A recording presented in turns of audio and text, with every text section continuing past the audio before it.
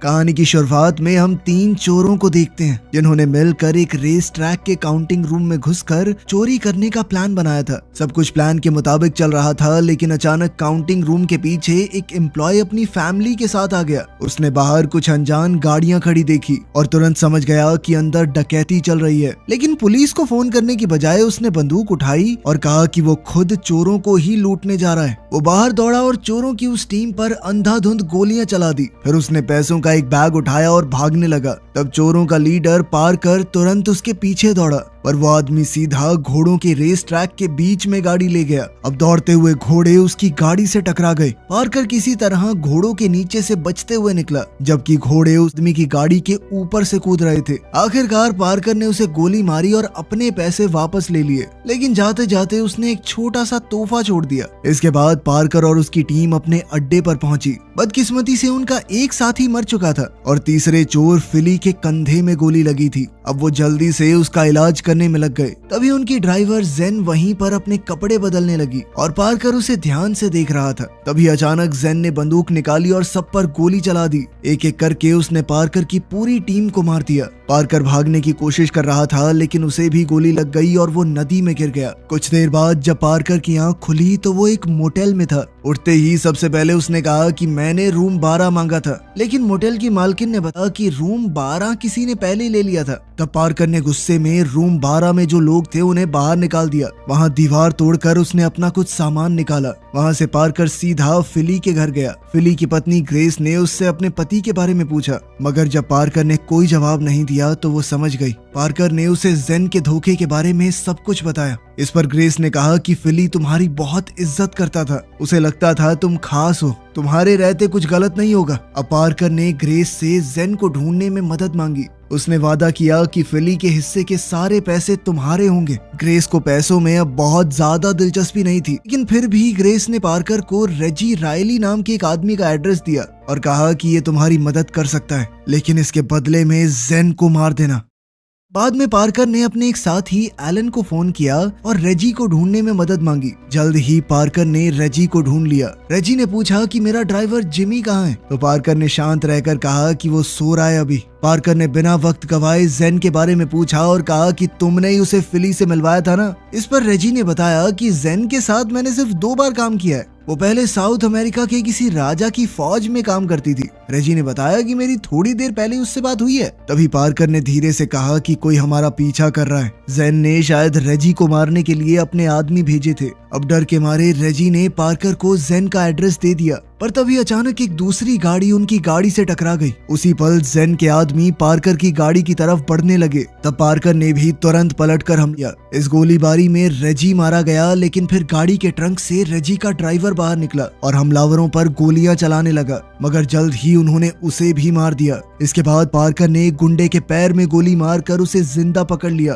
Parker ने सोचा कि इसी आदमी के जरिए वो जेन तक पहुंच सकता है। दूसरी ओर जेन बॉस्को नाम के एक आदमी से मिल रही थी। बॉस्को उसे आज रात अगली हाइस्ट का प्लान देने वाला था। जेन ने उससे कहा कि तुम्हें अंदाजा नहीं है, लेकिन तुम बहुत भलाई का काम कर रहे हो। लेकिन बॉस्को को सिर्फ अपने पैसे चाहिए थे, क्योंकि उसे पता था कि जैसे ही जेन को प्लान मिलेगा वो उसे मार डालेगी। उसे तो जेन पर रत्ती भर भी भरोसा नहीं था। तभी अचानक पार्कर वहां घुस आया और जेन पर बंदूक तान दी। वो कहने लगा कि मेरे पैसे कहाँ हैं। जैसे ही बॉस्को ने अपनी बंदूक निकालने की कोशिश की तो पार्कर ने उसे तुरंत गोली मार दी। तभी जेन चीख उठी कि क्या कर दिया तुमने। जेन को किसी भी हाल में वो चाहिए था। जेन ने पार्कर से मिले हुए सारे पैसे इस नए मिशन में लगा दिए थे और अब पार्कर ने सब कुछ बर्बाद कर दिया। तभी अचानक बॉस्को उठा, क्योंकि वो अभी भी जिंदा था, और उसने जेन पर गोली चला दी। तब पार्कर ने उसे दोबारा गोली मारी और इस बार उसे खत्म कर दिया। फिर पार्कर ने जेन से उनकी अगली हाइस्ट के बारे में पूछा, तो जेन ने बताया कि वो लोग एक बैंक ट्रक लूटने वाले हैं। इस एक चोरी से वो रिटायर हो सकते हैं। वो $4 मिलियन चुराने वाले थे, लेकिन सारे रूट और कोड बॉस्को के पास थे। इस पर पार्कर ने कहा कि बहुत अच्छी कहानी है, सच बोल वरना भेजा उड़ा दूंगा तेरा। जेन ने अब अपना असली प्लान बताया। वो लोग एक पूरे देश को लूटने वाले थे। उसने बताया कि 4 महीने पहले उसके देश में एक लूटा हुआ खजाना मिला था। 15वीं सदी का एक जहाज जिसका नाम था लेडी ऑफ आर्ट। उसकी कीमत इतनी है कि रोज 1 करोड़ भी खर्च होगे ना, कई साल लगेंगे। लेकिन वहाँ का करप्ट प्रेसिडेंट इग्नासियो डे पास उसे गरीबी खत्म करने के लिए नहीं बल्कि सिर्फ अपने लिए चाहता है। वो उसे यूनाइटेड नेशंस में दिखावे के तौर पर डिस्प्ले करने वाले हैं और फिर बड़ी चालाकी से वो उसे चोरी करवाने का नाटक करेगा ताकि किसी को उस पर शक भी ना हो और वो पूरा खजाना अपने पास रख सके। लेकिन जेन का प्लान था कि वो खजाने को पहले ही चुरा लेगी, लेकिन प्रेसिडेंट ने उस खजाने को चुराने का काम एक बहुत खतरनाक ऑर्गेनाइजेशन को दिया था। उनका नाम है आउटफिट। पार्कर की उनसे कुछ खास बनती नहीं थी।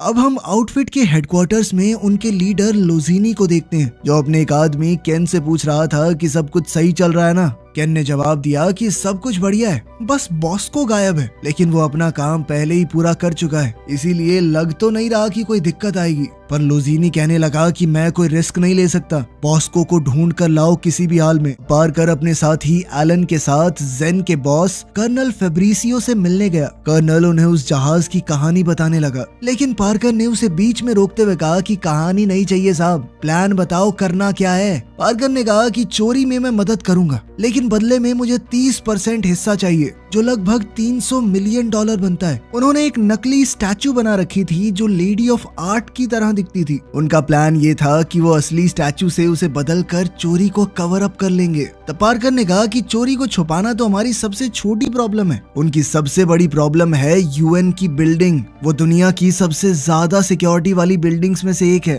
पार्कर ने फिर कहा कि हम वहाँ से नहीं चुरा पाएंगे, हम ये खजाना प्रेसिडेंट के चोरों से चुरा सकते हैं, पहले उन्हें चुराने दो फिर उनसे चुरा लेंगे। इसके बाद जेन की टीम के एक मेंबर ने पार्कर को वार्निंग दी कि जेन से दूर रहना। जल्द ही एल को भी इस बात की खबर लग गई कि जो ग्रुप प्रेसिडेंट के लिए चोरी करने वाला है वो कोई और नहीं बल्कि आउटफिट ही है। एलन ने गुस्से में पार्कर से कहा कि तू पागल हो गया है क्या? हमने डील की थी उनके साथ कि न्यूयॉर्क नहीं जाएंगे और अब तो वो लोग न्यूयॉर्क में एंट्री कर चुके हैं। पार्कर ने हल्का सा मुस्कुराकर कहा कि रिलैक्स कर भाई, तुझे पता तो है मैं हमेशा बच के निकल जाता हूँ, चाहे कुछ भी हो। एलन भी कहीं ना कहीं ये बात समझ रहा था कि $300 मिलियन का आंकड़ा इतना बड़ा है कि रिस्क लेना तो बनता है। फिर उस शाम पार्कर एक क्लब में पहुंचा। वहीं एलन दूर से केन पर नजर रखे हुए था। असल में पार्कर और जेन यहाँ बॉस्को के बॉयफ्रेंड से मिलने आए थे। जेन ने धीरे से कहा कि मुझे अकेले उससे बात करनी चाहिए, मैं पहले भी मिल चुकी हूँ उससे। लेकिन पार्कर को जेन के ऊपर बिल्कुल भी भरोसा नहीं था। वो पहले ही उसे धोखा दे चुकी थी, उसकी पूरी क्रू को मार चुकी थी। खैर जब जेन उस आदमी से बात करने लगी तो पार्कर ने सीधा मुद्दे पर आते हुए कहा कि बॉस्को मर चुका है। ये सुनते ही निक पूरी तरह टूट गया, वो रोने लगा। उससे पूछा कि बॉस्को के प्लान डॉक्यूमेंट्स कहाँ पर हैं। बिल्कुल उसी वक्त केन के आदमी भी क्लब के बाहर आ गए और उन्होंने गोलियां चलानी शुरू कर दी। उन्होंने निक को पकड़कर मारा और पूछा कि बॉस्को कहाँ है, पर तभी अचानक निक को हार्ट अटैक आ गया। जेन ने तुरंत कहा कि मैं डॉक्टर हूँ और फिर मौका देखकर उसने गुंडों पर फायरिंग की और निक को बचाने की कोशिश भी। इसी बीच पार्कर सीधा ऊपर बॉस्को के कमरे में चला गया। उसने उसके एक स्टफ टॉय को पूरी तरह फाड़ दिया। असल में बॉस्को के पास बहुत सारे ऐसे टॉयज थे। आखिरकार पार्कर को प्लान डॉक्यूमेंट्स मिल गए, लेकिन तभी केन वहां आ पहुंचा। जल्द ही पार्कर और केन के बीच जबरदस्त फाइट शुरू हो गई। आखिर में पार्कर ने केन को बालकनी से नीचे फेंक दिया। नीचे पुलिस मौजूद थी और पार्कर ने केन को सीधा उनकी गाड़ी पर गिरा दिया। लेकिन पार्कर ने एलन को ये नहीं बताया कि केन ने उसे देख लिया है। अब खबर आउटफिट के लीडर तक पहुंच जाएगी। खैर फिर वो लोग वहां से सुरक्षित निकल गए।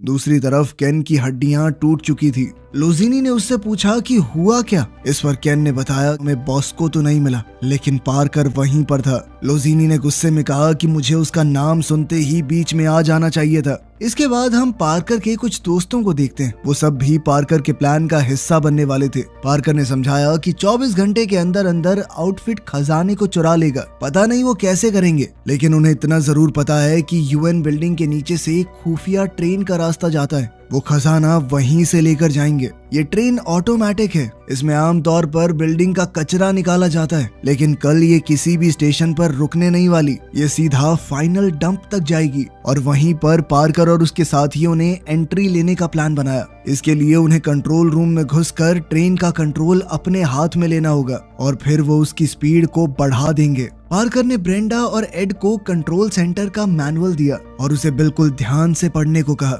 उसने कहा कि बॉस्को के प्लान्स के मुताबिक वहाँ पर आउटफिट का एक आदमी भी होगा, इसलिए उन्हें इस आदमी को संभालना होगा। वहीं एलन की जिम्मेदारी थी कि उसे ट्रेन स्टेशन पर जाकर सेफ डिसेबल करने हैं ताकि तेज भागती हुई ट्रेन के ब्रेक अपने आप एक्टिवेट ना हो जाएं। 70 मील प्रति घंटे की रफ्तार से भागती हुई ट्रेन बिल्कुल यहीं पर क्रैश करेगी और फिर पार्कर का क्रू सारा खजाना चुरा लेगा। अब प्लान समझाकर पार्कर वहां से निकल गया। वो एक होटल में चेक इन करने गया और रूम नंबर 12 मांगा, लेकिन जेन उससे पहले ही वहां पहुंच चुकी थी। जेन ने उसकी आंखों में देखकर कहा कि हमें इस मिशन को किसी भी हाल में सफल करना होगा। वो ये रिस्क नहीं ले सकती कि पार्कर डर के मारे पीछे हट जाए। लेकिन तभी मैटियो वहां आ गया जो जेन को पसंद करता था और उसने तुरंत पार्कर पर हमला कर दिया। उसने पार्कर को बर्फ में बाहर बांध दिया और उस पर बाल्टियों से पानी डालने लगा। उसने बेरहमी से कहा कि 30 मिनट के अंदर तू यहीं मर जाएगा क्योंकि आउटफिट वाले तुझे लेने आ रहे हैं। तब पार्कर ने गुस्से में कहा कि तुम लोग पागल हो क्या थोड़े से? तुम्हें लगता है आउटफिट वाले तुम्हें ऐसे ही छोड़ देंगे? उन्हें सब कुछ पता चल जाएगा कि तुम क्या कर रहे हो। इस पर मैटियो ने हंसकर कहा कि हम थोड़ी मिलेंगे उनसे, उन्हें सिर्फ यहाँ पर तुम ही मिलोगे,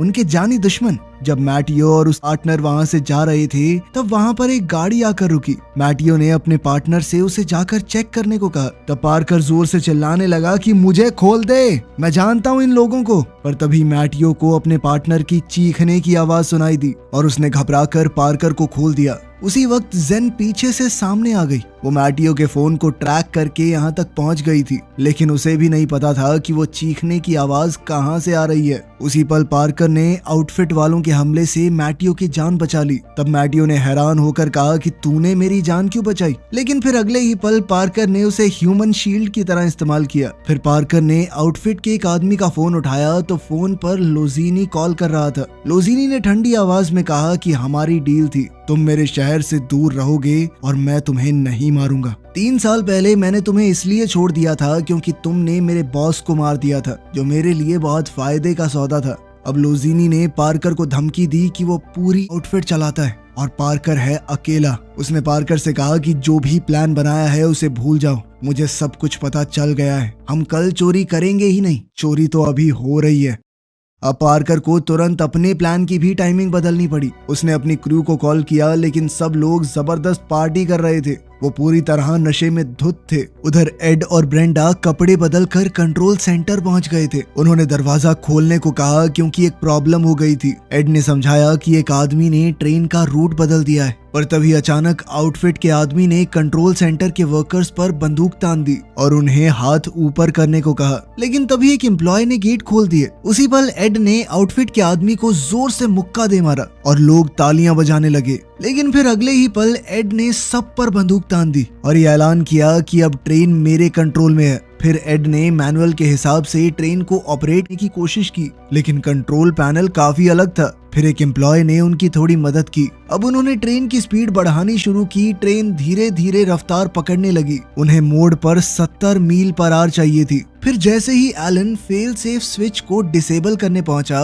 तो उसकी बंदूक हाथ से गिर गई। नंगे हाथों से वो स्विच को डिसेबल नहीं कर पा रहा था, लेकिन फिर ऐन वक्त पर एलन ने स्विच को डिसेबल कर ही दिया और एकदम सही मौके पर आती हुई ट्रेन से बच पाया। अब स्पीड 60 तक पहुंच चुकी थी। वहीं पार्कर और जेन क्रैश साइट पर पहुंच चुके थे, लेकिन क्योंकि स्पीड 70 की नहीं थी, ट्रेन मोड़ पर डीरेल नहीं हुई। तब पार्कर ने तुरंत कहा कि ट्रेन को रोकना मत और स्पीड को और बढ़ाओ, आगे जाकर एक और मोड़ है। फिर उन्होंने एलन को अगले फेल सेफ स्विच के बारे में बताया, उसे वो भी डिसेबल करना होगा। इधर स्टैन नशे में ट्रक आ रहा था और एलन फेल सेफ स्विच ढूंढ रहा था। जब स्टैन ने उसे टक्कर मारी तो उसका ट्रक भी क्रैश हो गया। कुछ देर बाद एलन होश में आया और उसने अपने सामने फेल सेफ स्विच देखा। एलन ने सही वक्त पर किल स्विच पर गोली चलाई और उसे डिसेबल कर दिया। इस बार ट्रेन की स्पीड बहुत तेज थी और ट्रेन आखिरकार पटरी से उतर गई, लेकिन ट्रेन इस बार बहुत ज्यादा ऊंचाई से और बहुत तेज आई। उसी पल जेन ने अपनी कार को रिवर्स में फुल स्पीड में भगाना शुरू कर दिया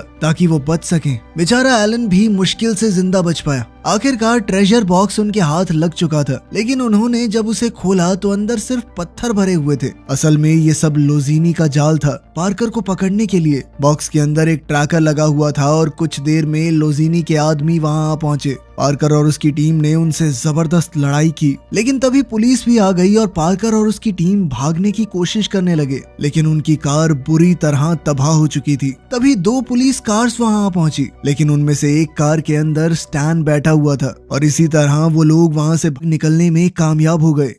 अगली सुबह ये घटना पूरी न्यूज में छा गई। तब ज़ेन जाने लगी और उसने कहा कि मुझे अपने घर जाकर लोगों को बुरी खबर देनी है, लेकिन पार्कर ने कहा कि ऐसा कभी नहीं होता कि मेरे पास प्लान बी ना हो। वो ज़ेन को वापस लेकर आया और अपनी टीम से बोला कि मेरे पास एक आइडिया है, लेकिन एलन गुस्से में आ गया। उसने पार्कर से कहा कि तूने झूठ क्यों बोला कि आउटफिट वालों को तेरे बारे में नहीं पता। अब पार्कर की टीम हार मान चुकी थी। एलन ने कहा कि अब पुलिस और लोजीनी दोनों मेरे पीछे पड़े हैं, अब वो कहाँ छुपे क्या करे समझ नहीं आ रहा। लेकिन पार्कर ने अपना नया प्लान समझाते हुए कहा कि खजाना शायद अब तक बेच दिया गया होगा और उन्होंने पैसे भी बांट लिए होंगे, लेकिन वो मूर्ति वो जरूर कहीं पे रखी गई होगी। उसकी कीमत कम से कम 500 मिलियन है। अब उन्हें सिर्फ उसके खरीदार को ढूंढना है। तब पार्कर ने कहा कि ये जानकारी उन्हें केन से मिलेगी। केन को पता चला कि कोई उसकी बिल्डिंग की छत से कूदने वाला था। उसने अपने आदमी को ऊपर चेक करने भेजा। जैसे ही वो ऊपर गया, पार्कर ने उसे बेहोश करके नीचे फेंका। फिर पार्कर और एलन ने पुलिस यूनिफॉर्म पहनी और केन के अपार्टमेंट में घुस गए। उन्होंने कहा कि बिल्डिंग से कोई कूद गया है, हमें कुछ सवाल पूछने हैं। अंदर जाकर उन्होंने केन से कहा कि साफ साफ बता दे उस मूर्ति का खरीदार कौन है। केन ने डरते हुए कहा कि मैं सब कुछ बता दूंगा, मुझे मारना मत। पार्कर ने शांत लहजे से कहा कि नहीं नहीं, मैं तुझे बिल्डिंग से नीचे बिल्कुल नहीं फेंकूंगा, बिल्कुल भी नहीं। लेकिन ये जानते हुए कि पार्कर पहले से उसके पार्टनर को बिल्डिंग से फेंक चुका है, केन डर के मारे वहीं बेहोश हो गया। इसीलिए उन्होंने उसकी केयर टेकर से पूछा। उसने बताया कि खरीदार का नाम फिनियस पॉल था, जिसने अभी खाना खाते हुए एक तस्वीर पोस्ट की थी। अब पार्कर सीधा फिनियस के पास पहुंच गया और लेडी ऑफ अरांटो के बारे में पूछा। फिनियस ने घमंड से कहा कि तू जानता भी है तू किस बारे में बात कर रहा है। तभी पार्कर ने उसके साथ मीटिंग कर रहे एक अमीर आदमी को गोली मार दी। फिर उसने फिनियस को गन पॉइंट पर किडनैप कर लिया। फिनियस ने डरते हुए समझाया कि स्टैचू अभी तक यहाँ नहीं आई थी, लेकिन वो जानता है वो कहाँ रखी गई है। एक तिजोरी के अंदर थी। अगर वो तिजोरी का दरवाजा तोड़ भी देंगे तो स्टैचू एक खास सिक्योरिटी पिंजरे में बंद थी, जो बहुत ही सख्त मेटल से बना हुआ है, उसे तुम तोड़ नहीं पाओगे। उसे फिनियस की कंपनी ने ही बनाया है। फिनियस ने घबराकर कहा कि इस पिंजरे को काटने में कई दिन लग जाएंगे और ये खुद सिर्फ कल सुबह 8 बजे खुलेगा। ज़ेन ने तुरंत उसकी वेबसाइट खोली तो पता चला कि स्टैचू तिजोरी नंबर 1 में रखा हुआ था। फिर सब लोग फिनियस को स्टैंड के पास छोड़कर स्टैचू चुराने निकल गए। उधर तिजोरी के सिक्योरिटी गार्ड सीसीटीवी कैमरास देख रहे थे और उन्होंने एक औरत को जॉगिंग करते देखा। एक गाड़ी उससे टकराने ही वाली थी, लेकिन अचानक से कैमरास ब्लैक हो गए। फिर एक सिक्योरिटी गार्ड बाहर चेक करने गया। तब एलन ने अपनी एक्टिंग से उसे फंसा लिया। उसी पल ज़ेन पीछे से आई और उसे बेहोश कर दिया। फिर एलन ने उस सिक्योरिटी गार्ड का एक्सेस कार्ड इस्तेमाल करके अंदर एंट्री ले ली। फिर उन्होंने दूसरे सिक्योरिटी गार्ड को भी बेहोश कर दिया। उधर स्टैन फिनियस के सामने नाच रहा था, लगातार बकबक किए जा रहा था। आखिरकार स्टैन थक कर सो गया। तभी फिनियस मौका देखकर भाग निकला। उसने गुजरती हुई कार की और औरत से फोन मांगकर लोजीनी को कॉल किया। उसने लोजीनी को सब कुछ बता दिया, जिसके बाद लोजीनी ने तुरंत अपने आदमी इकट्ठा किए और तिजोरी की तरफ निकल पड़ा। उसके आदमी ने कहा कि चिंता करने की कोई बात नहीं है, क्योंकि कोई भी वॉल्ट के अंदर नहीं जा सकता। लेकिन लोजीनी पार्कर को जानता था। उधर पार्कर और एलन ने वॉल्ट के दरवाजे उड़ा दिए थे। तब तक लोजीनी भी वहां पहुंच गया था, लेकिन उसके अंदर घुसने से पहले ही पार्कर स्टैचू ले चुका था। अब वो पार्कर के पीछे दौड़े। 2 कार सामने से पार्कर और एलन पर टूट पड़ी और वहीं से उनकी ये पकड़म पकड़ाई शुरू हो गई।